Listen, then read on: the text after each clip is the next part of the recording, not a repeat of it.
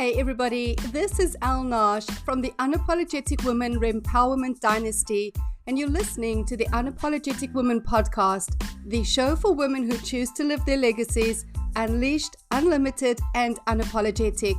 If this is a space that you're curious about, visit unapologetic-women.com. Today we're talking about a sense of wholeness with Tinuke Babalola-Harry. A modern-day Renaissance woman and polymath, Tinuke wears many hats. She believes that there's a spark of brilliance within each one of us that can be unleashed when fostered. Despite her young age, she has had an illustrious career that ranges from market research to education management, curriculum and policy development, as well as crisis counseling. She grew up privileged in a family that was dedicated to international development and humanitarian service, so being a leader is the only way she knows how to be. Affectionately called the lovable badass, being herself is her superpower. Now, I just want to apologize up front for the sound quality of this episode. Unfortunately, life happens. Thanks so much for joining us. This is Tinuke. You are the youngest guest on the podcast to date. And the reason I invited you onto the show was because I've had the pleasure and privilege to witness so much of your personal growth and evolution over the last few years. And I felt that there was space for a younger voice of wisdom, because I feel sometimes wisdom in the younger people can be negated, because we do gain wisdom through experience, right? So the older we get to live, the wiser we hopefully become. But it doesn't negate the amount of wisdom that a young generation can bring out through their conscious growth and evolution. So thank you for coming onto the show today and for being willing to share with us. Thanks for having me. I made a joke about being perfect, but this is a really big growth thing for me, because like what I've been working on is kind of leaning into imperfection, not shying away from excellence, because that's a completely different thing, but just kind of leaning into doing things, and not worrying that it's 100% ready. And so when you said, "Are you?" I was like, "I'm perfect," but like, so this is a growth thing, because like normally I would like script and plan and whatever, and for this I just kind of have an intention of just kind of showing up and see.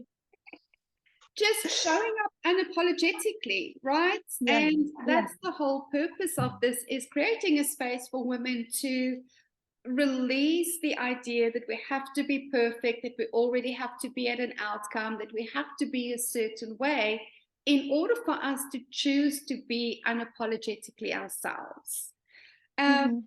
So when I use the term unapologetic women, what comes to mind for you? For me, I would say a sense of wholeness and congruence, a sense of being at ease in my world. So wholeness, congruence, a sense of at ease in my world, at ease in my body, and not having to kind of defend that or explain it, or even kind of push against anything, just kind of being at ease in my skin. Yeah. That has been a challenge for me during my lifetime. For most part, I was at unease in my skin and with my skin, never mind in the world. My relationship with my body was one where a lot of growth needed to take place.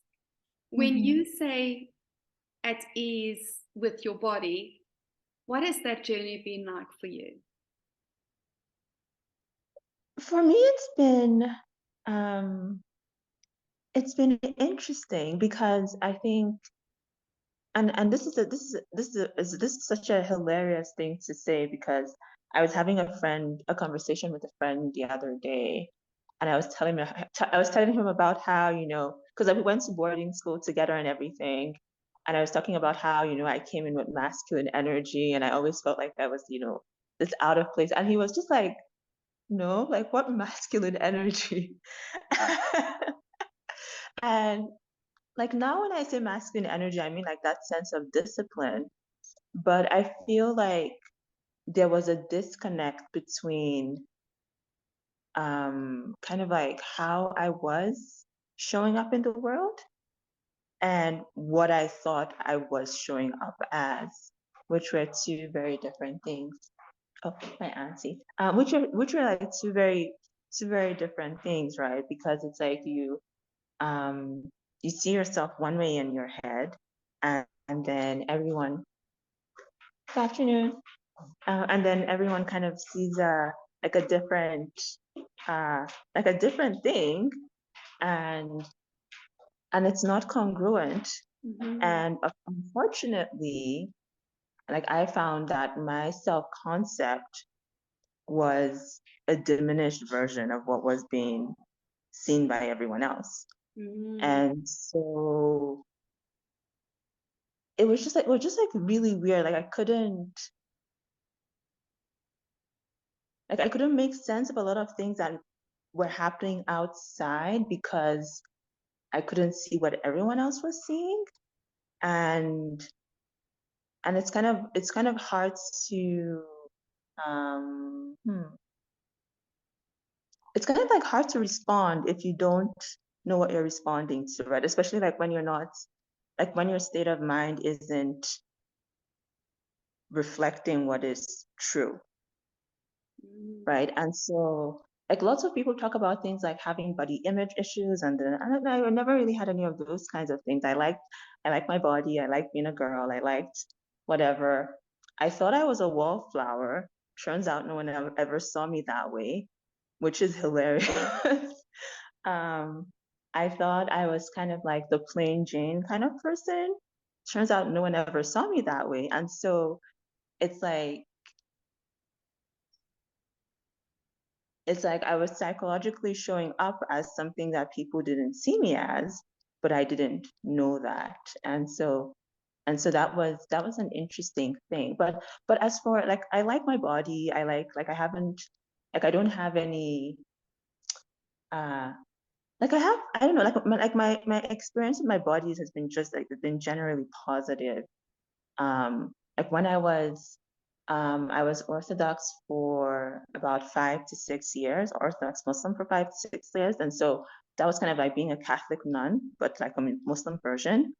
And so during that time, I wore modest dress and everything like that. And even then, like I was at ease in my skin. I really didn't care one way or the other.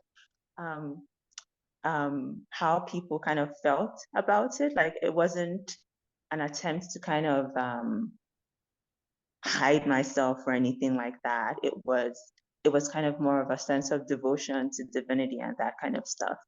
Although I would argue that it was more of a psychological armor than a physical armor, but that's a different conversation for a different context. But all in all, like I just like I have like I don't like the women around me are just really comfortable in their bodies. It's not a thing. And so I didn't realize that that was a thing that women went through until I was kind of like in university and kind of like hearing about what other people would go through, like bulimia and stuff like that. Like I remember at one point when I was like Orthodox and I was still in seminary and everything like that, I was like fasting during Ramadan, and it's like dusk to dawn depending on where you are. And in Winnipeg, it was like 10, 11 hours and everything like that. And I remember like my adopted mom was scared that I had anorexia or something like that because like she couldn't understand that. Like she couldn't understand that it was just like a discipline thing. It wasn't like I wasn't trying to hurt myself. Like I was just like it was like worship, pray and fast and that kind of stuff, right? And so at first she thought I was kind of like maybe I had some kind of body image or food issues and stuff like that. But then after watching, she was just like, no, like she's just like fasting. Like that's what she does. She fasts. And so I think yeah, like I think I've been very lucky in that regard that I haven't had um issues with my body. I think um yeah, like I've been very, very lucky in that regard. It's been a positive experience. But I think the disservice that I've done myself sometimes is like my self-concept not being in alignment with the external. And so when that happens, it's like, which is true? Is it the self-concept or the external one? And then people get to pick. So that's a big realization to get to, right? And most people never even get to the point of, hey, there's a disconnect between how I'm perceiving or experiencing myself and how I'm being experienced and perceived by others. So what was going on in your life that you came to that realization of, there's a disconnect here? Like I kept making choices and I didn't like the outcomes. And and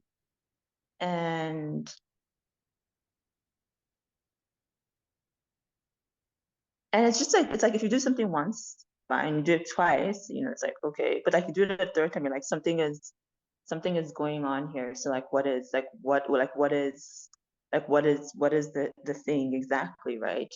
And so I think not I think it was like it took a couple of crises to kind of realize that just like my state of mind and my external presentation weren't the same thing. And so it's just like after it happened a couple of times, it's just like, okay, so what is actually going on here? And and then just like, yeah, like I could go into all the details of all the different crises, but there's no point kind of dragging it. So but I think okay, not I think, but I the shifting point for me was I was in I was Orthodox Muslim for 5 to 6 years. I said that, and then I was in Muslim seminary for about 3 years of that. And towards the end of my time in seminary, I started to kind of have doubts and stuff like that. And I was just like, oh no, it just like something just felt off. It was a culmination of all of those of the state of mind thing, but I didn't know that at the time. Um, but something felt off and I couldn't quite picture it. And so I thought to myself, you know what, if I just get married, this is going to solve.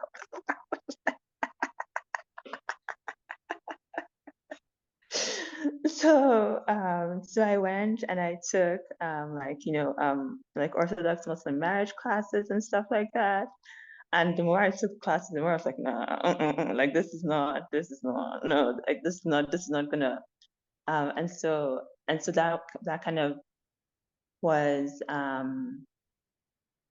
like that kind of was like I guess the precipitating point. And then my what's it called? And then my adopted dad had cancer and eventually passed away. And at that point, I just kind of had this kind of crisis of faith where I couldn't believe, like that this good man would go to hell because he didn't have the right beliefs and stuff like that. And so when that kind of happened, it was kind of everything kind of fell apart but fell together in a way. And so it was like once once my construction of what I thought I was supposed to be wasn't there anymore, I had to ask myself questions about, well, who am I really? And then start to kind of just like talk to people, counseling. I think when we met, I had just finished working with an intimacy coach. So, and just kind of going through those kinds of things to kind of figure out who I was and how people saw me and all those kinds of things. And Like some of it was jarring because it was like, oh my goodness, like, why didn't I see myself this way? And I could go into that's a whole whatever, but it's really not particularly relevant. Um, but just kind of asking people, who do you see me as? What do you think my capacity is? The whole, three things you like about me, and that kind of stuff. And I went around, and it was just like this positive. Like there were a few negative whatevers because people are people, but it was like mostly just. But it was just just like positive stuff. Like even people who necessarily didn't like me, which is saying a lot, right? Because like sometimes people don't like you, but like they respect you, right? and so and so people who didn't even necessarily like me, but like respected me and were just like no, like that's never been how we saw you, and and yeah, and so it was kind of like having to try and uh like reconstruct my sense of self and sense of identity. And I remember when you went through the whole, unleash through love and blah blah blah and that kind of stuff. And I thought to myself, okay, let me pause and actually, just like listen to my body and listen to my because like I was physically exhausted. Like I didn't do anything harming or anything like that. I wasn't over exercising or anything like that. But it's just like I was just like physically, emotionally exhausted all the time. And and so I paused and I rested a little bit and just like talked to people and then rested some more and did some volunteer work and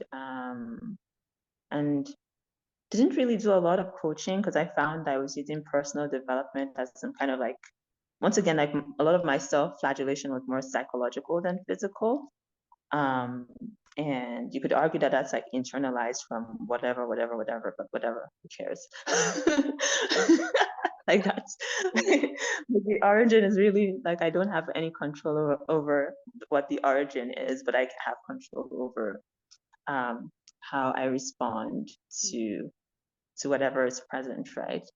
It's kind of like addictions. If you've done any work in the addiction space, right? It's like um the consensus from people who have done that kind of work will be that a lot of addiction is rooted in trauma, and and so the addiction is a way to kind of cope and feel this whole and whatever, and it can be all sorts of different things, right? But it's like regardless, and it's not to minimize the trauma. I'm not one of those trauma minimizing people, but it's like regardless of what the trauma is or isn't, at the end of the day, like the responsibility for recovery and the choice for recovery is on the person who has been on the receiving end. And it doesn't mean it's fair. I'm not saying it's fair or nice or right or anything like that.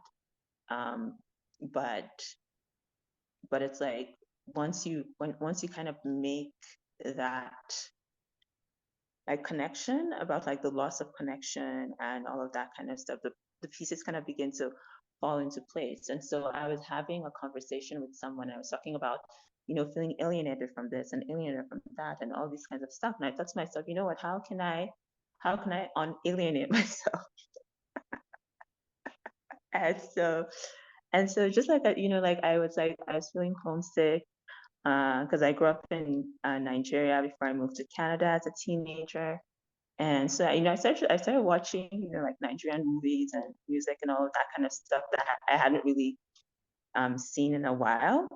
And I was feeling alienated from certain kinds of community, and I started to just kind of basically feed myself first instead of having this compulsive need to feed everybody else. And I feel like for me personally, that's what, and I don't like to use the word addiction lightly, but that's kind of what it was for me. Like just like giving until you're drained, and so there isn't this balance between intake and outtake. And so the decision became, how can I feed myself? How can I unalienate myself from myself? Who am I? What is important to me? What choices do I get to make and everything like that? and also just kind of thinking about, the idea of enablement and how sometimes, like the only reasons that systems persist in the way they do is because of the role that we're playing in helping to uphold them, right? So we don't necessarily have to kind of go out and like, rah, rah, rah, I'm going to bring you down, because like, well, some people do that. I'm not negating that, but it's just like sometimes you just kind of, I don't want to say quit, like the quiet quitting, but you're just like, okay, I'm not, like, I'm not playing anymore, right? And it's just like, it's kind of, like in counseling, it's kind of like, how they talk about relationships being a dance, right? Or a tennis match, right? You can't necessarily, like if someone stops playing or someone stops dancing or they change the tune, then something has to change, right? Like you can't have the same exact dynamic. Sometimes you're able to, go back to the same dance partner and have a different dance, and sometimes the dance doesn't work and everything like that. But it's like once I take out myself from the dance, then there is no dance, right? It might take a few tries to figure out what dance I want, because I don't, at this point, it's like, do I like tango? Do I like salsa? Do I want to slow dance? Do I want to Zumba? Like, I don't really know. So it might, so it takes a while to kind of figure out, like what dance really is me, since I'm figuring out myself. But it's just like, well, I don't like the dance we were dancing before. And so that's ending. And I don't know what the next dance is yet. But I will figure it out. And so for me, it was kind of like just like that enablement dynamic about how sometimes like a lot of the systems that we spend time kind of trying to bring down or yell about or anything like that are just as staying up just because we're participating, right? Like we don't necessarily have to be against it, or sometimes you do, but I find for me that I don't necessarily have to be. Like sometimes just like being who you are and just kind of showing up as is enough of a message. And it's really hard to, because it's like when you don't show up, then nature abhors a vacuum, so people can fill in whatever. But when you just kind of show up and you're there, and you're just like, even if you're there and you're like, I'm at the party, I'm not gonna dance, but everyone knows that, it's not that you're, you know, snow skiing when everyone else is dancing or something. Like, it's a really weird, you know what I mean? But it's like I'm just like, oh, you know what, I'm here. This dance, I'm not gonna dance, and dancing is important to me, but it is what it is. And so yeah, so for me, like the big theme was just like enablement, because it's like it's easy to kind of point the finger and be like, this person did that and that person did that and blah blah, blah and everything like that, which is valid. Like I'm not saying that like there isn't good or bad or anything like that, but it's just like, once again, like if I'm letting the same dynamic repeat itself over and over again, then I should be asking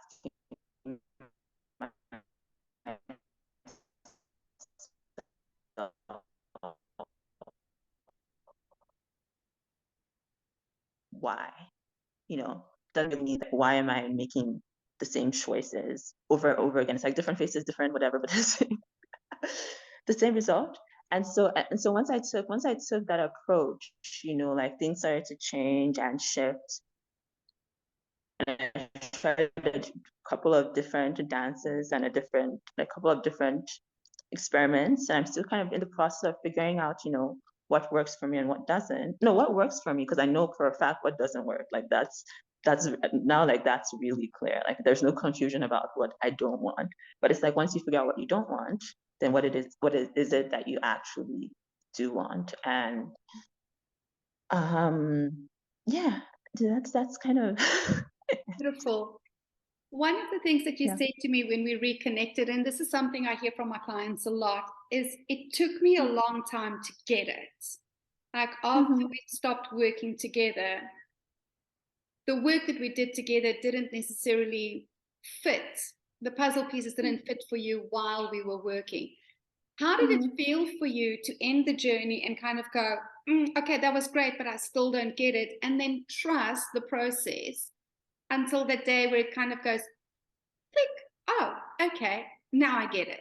Like, how can you describe what that feels like?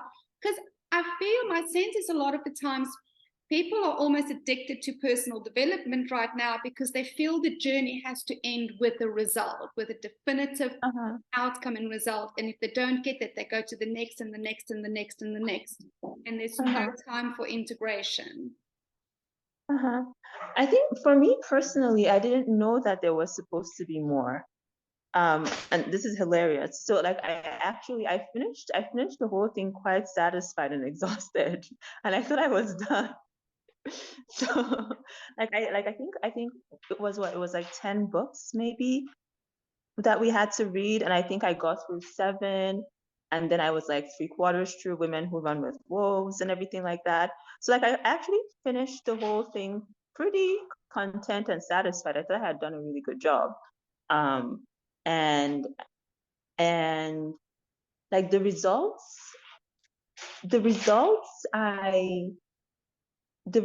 I envisioned weren't the results I got at the end, but they felt like they fit for where I was. And so for me personally, after I was actually pretty content and so I was actually a bit shocked to find out that there was more after after the process, because I thought I had finished and I was done, and I was like, hooray, yay, free to go and stuff like that. And so it was more of a delight, at least for me personally, to figure out that there was like more to like the cookie jar and the whatever, and just kind of unleashing. And then after I was like, come on, like I was like, well, like I was enjoying this, but this is taking too long. So so I wasn't I wasn't like after the fact, like, you know, when things integrated and whatever, like a lot of things started to make a lot more sense after I think about a year or so. And then it was like during the pandemic, and I ended up doing crisis counseling, and so I could just kind of see the flip side of what it looked like to work with people in a certain kind of context. And so that's when I realized that there was still more. But when I finished, I was content. Like I was just like, you know, I was like, I did a good job. I told everyone. I was like, I didn't eat. And once again, I was like, you know, I didn't do the clean eating thing. I tried to I registered for kickboxing, but I was too exhausted, so I quit. But I but apart from remember. that, like, you know, I was dancing every day. Yeah, but I was dancing every day. Like I still dance every day. It's been 3 years and I dance every day in the morning. And for me, that was such a huge mindset shift that I was like content and satisfied with the joy that came out of just, well, not just that, like there were so many other changes, but just like the behavioral outcomes that had come were things I wasn't expecting. And so I was actually pretty content when the program ended. You know, I was like, okay, yeah.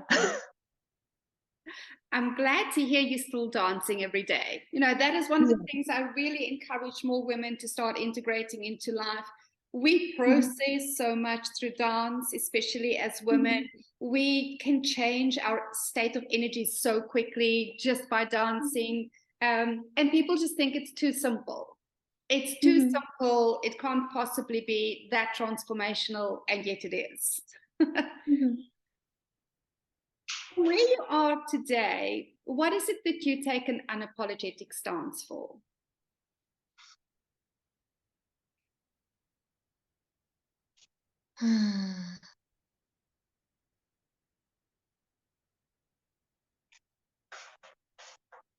An unapologetic stance. Like I would say an unapologetic stance for being human.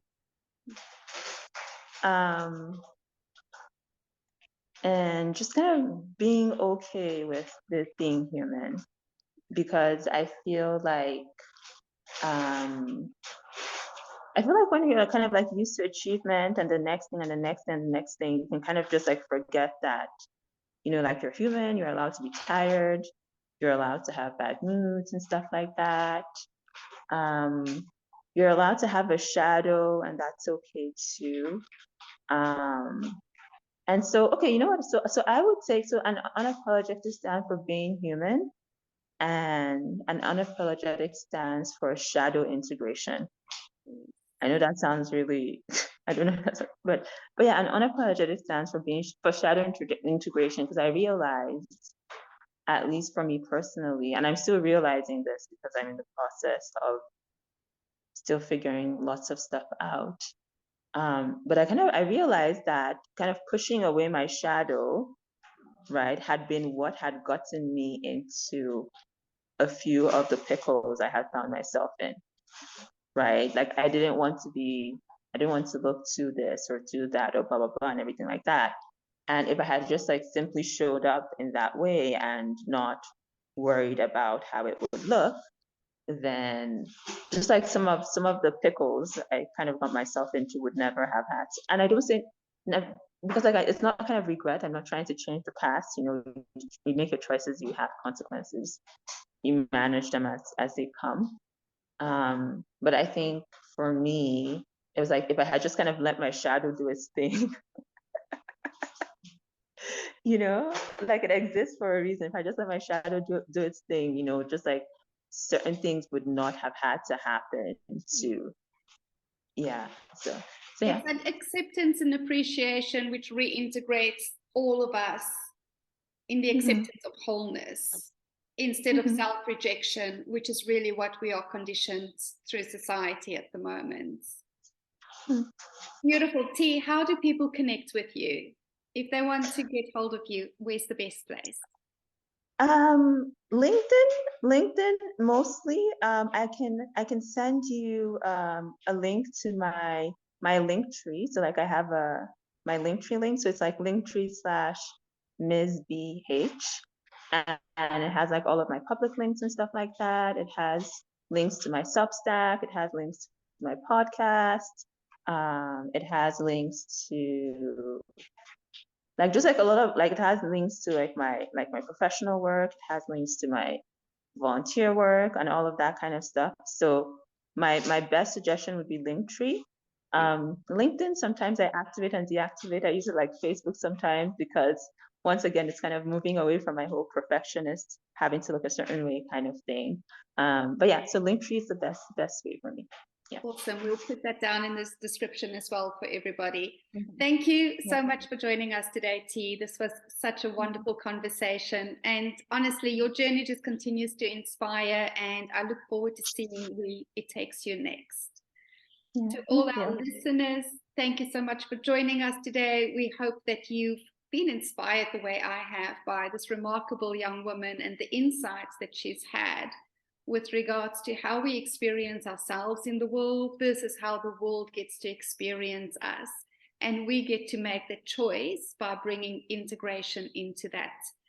Until next week, don't forget, you get to live your legacy, unleashed, unlimited, and unapologetic. Have an amazing day further. Cheers.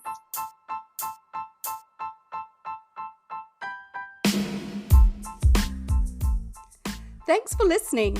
If you enjoyed this episode and you'd like to help support the podcast, please share it with others, post about it on social media, or leave a rating and review. To catch all the latest from me, you can follow me on Instagram at The Unapologetic Woman and on LinkedIn at L-Naj. And if you're interested in experiencing the Unapologetic Woman Friendwork Soiree, book in for our next open meeting at unapologetic-women.as.me/unapologetic. Thanks again, and I'll see you next week.